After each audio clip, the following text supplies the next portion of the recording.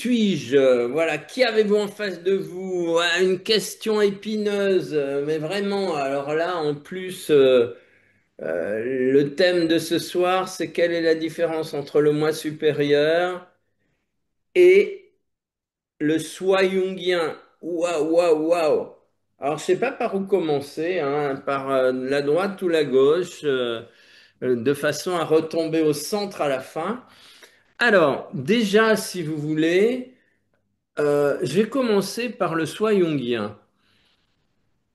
En fait, le soi, c'est la partie de nous qui, en ayant unifié tous nos antagonismes, notamment les pôles sensation, intuition, intuition et sentiment, pensée, réussit à entrer en contact avec les sphères les plus élevées de l'inconscient collectif. En gros, le résumé.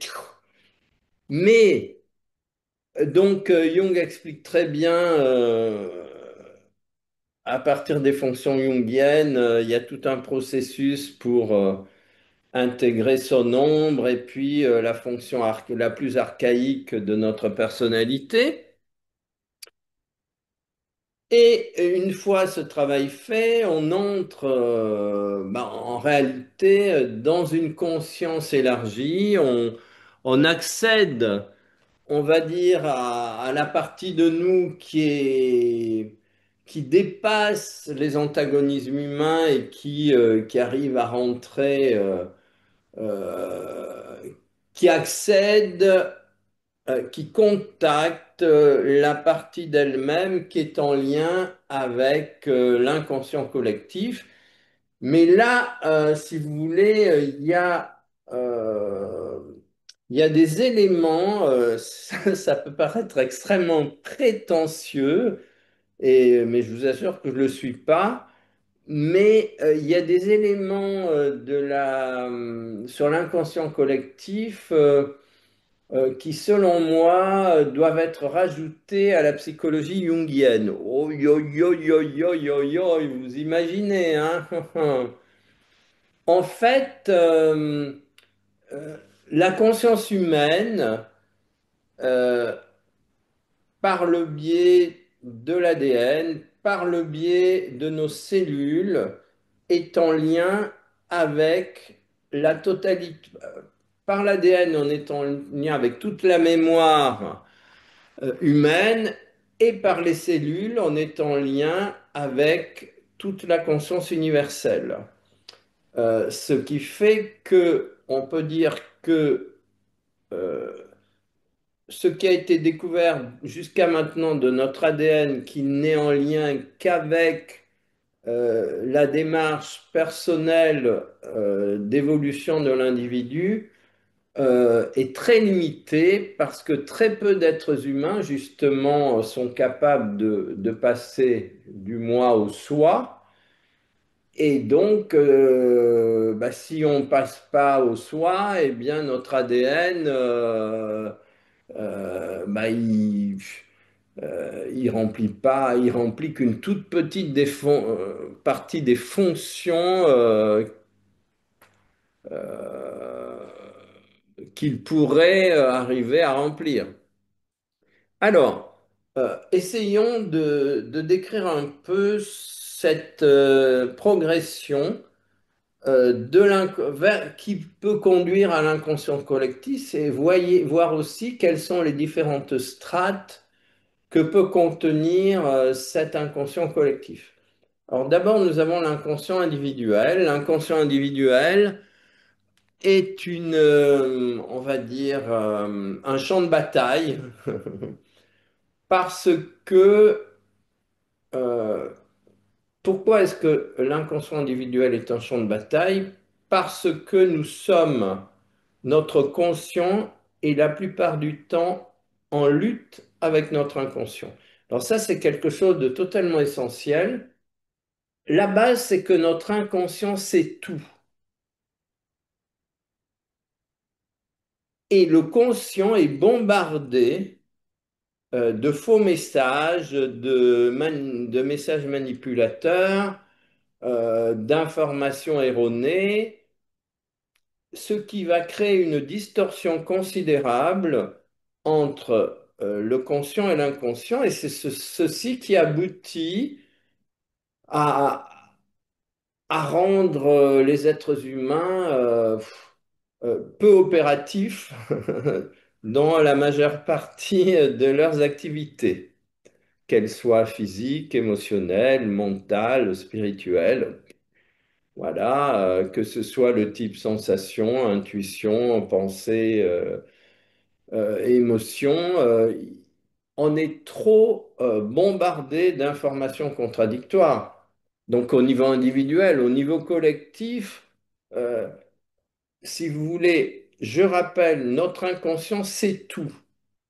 Parce que l'inconscient, c'est la mémoire cellulaire, les cellules sont en lien avec l'univers tout entier, et une clé essentielle de ce lien avec l'univers tout entier, c'est la vérité. C'est le mensonge qui réduit notre conscience. La vérité nous affranchit. La vérité nous permet de passer les étapes successives. Donc, dans un monde, si vous voulez, où les gens qui dirigent passent le temps à mentir, ou à déformer la vérité, ou à donner des vérités partielles, eh bien, évidemment, l'inconscient des populations, forcément, entre en opposition avec leur conscient. Et ça, c'est très intéressant parce que ça veut dire que l'objectif de l'inconscient, c'est de nous amener à la vérité absolue. La vérité intégrale concernant tous les domaines, qu'ils soient du plus individuel au plus collectif. C'est une des raisons aussi pour laquelle la thérapie consiste à rétablir la vérité sur les différentes étapes évolutives de notre propre existence et notamment récupérer les secrets de famille et les dépasser est une étape fondamentale dans cette construction de l'individu. Bon, donc on est dans cette dichotomie extrêmement importante entre notre conscient et notre inconscient. Et donc on va dire que le passage au soi ou l'accès au moi supérieur passe par une transcendance de toutes les zones d'ombre de notre existence et le passage à la lumière absolue dans la vérité euh, et la symbolisation la plus magnifique. Ensuite, nous avons l'inconscient général. Et l'inconscient général, bah, justement, c'est celui qui est véhiculé par nos familles, donc par l'éducation que nous recevons, mais les familles sont elles-mêmes extrêmement influencées par les systèmes politiques, économiques, juridiques, sociaux des différentes époques.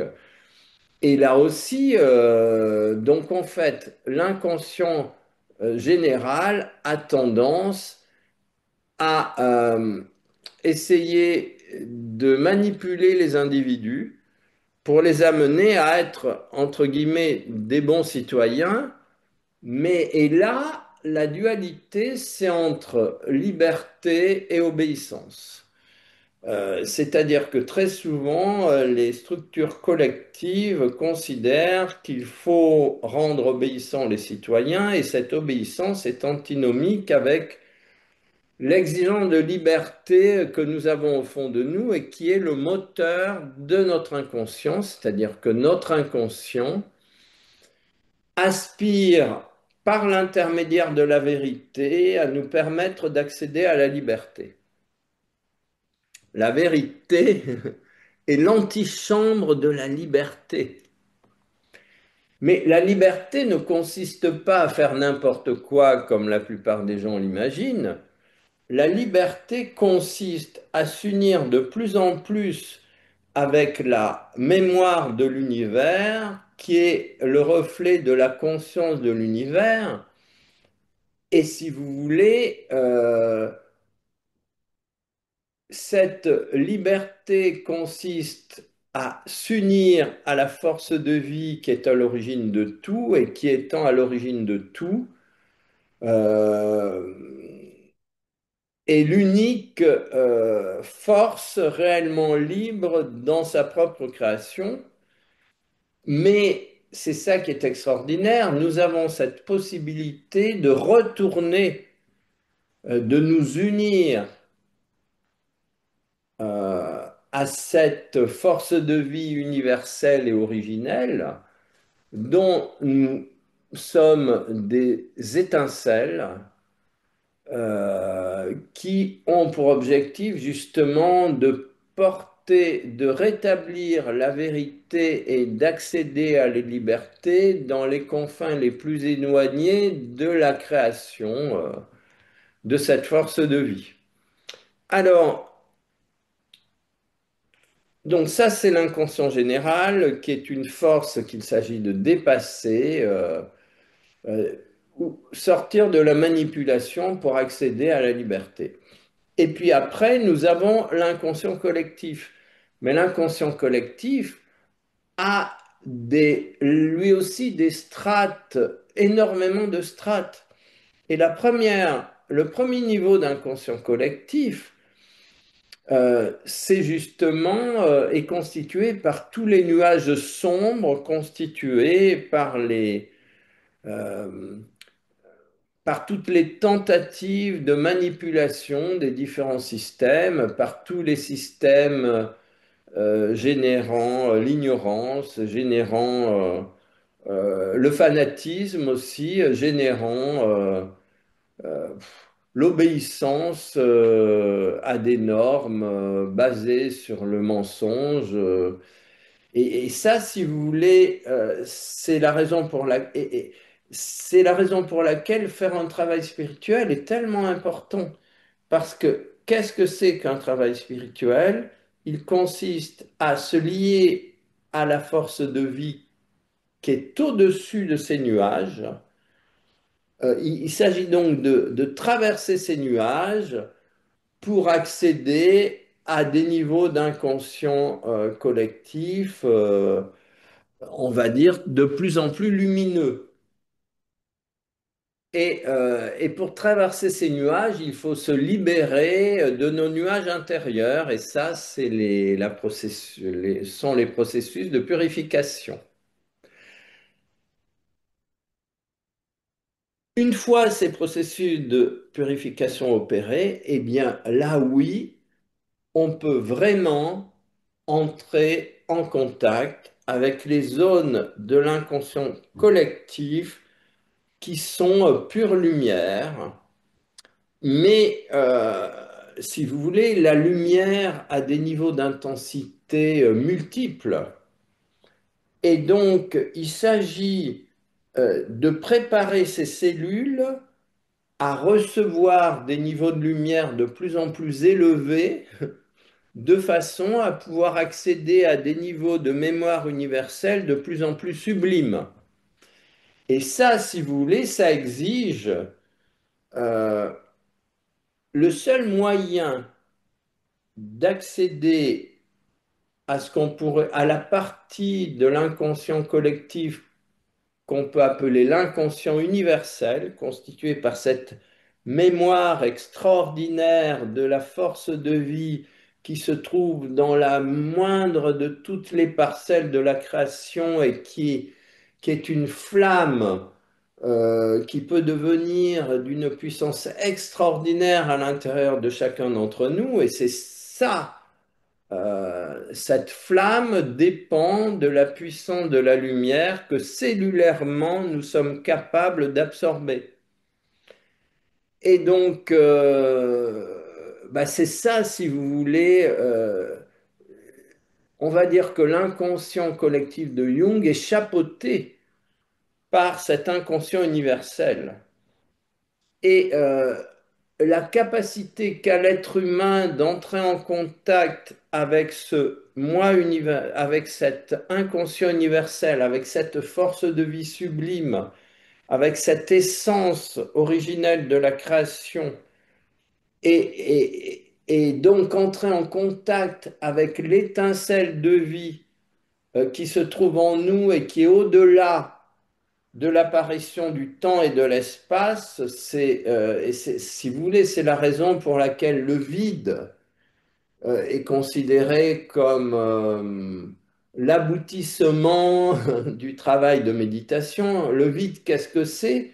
C'est sortir, c'est accéder à ce niveau de l'inconscient universel dans lequel euh, l'espace et le temps ne sont point encore apparus et donc où l'intégralité de la création est encore dans un inspire infini, dans une universalité absolue.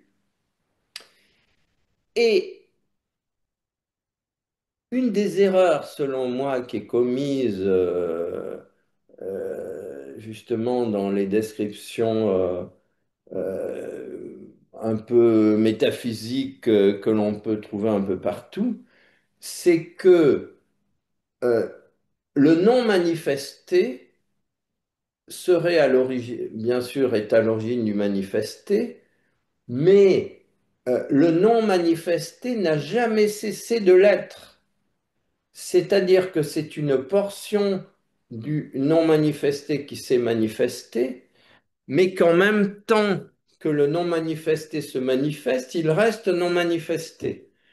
Et si vous voulez, ce vide, cet accès au moi supérieur qui se traduit par cette capacité cellulaire d'entrer en relation avec le vide absolu, c'est notre capacité à nous replonger dans la mémoire de la conscience universelle antérieure à l'apparition de l'univers.